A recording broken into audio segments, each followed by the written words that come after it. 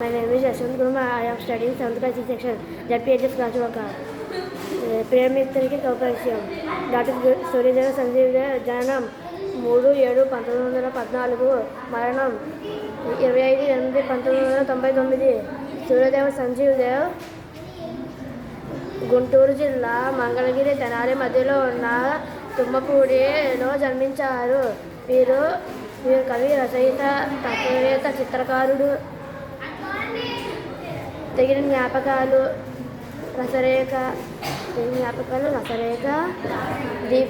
దీప్తిధార, కాంతిమయి, రూపాలు వంటి రచనలు చేశారు. వీరు 14 భాషలు చదవగలరు, రాయగలరు. ప్రస్తుత పాఠ్యభాగం లేఖలో సంజీవ్ రచనలోనిది.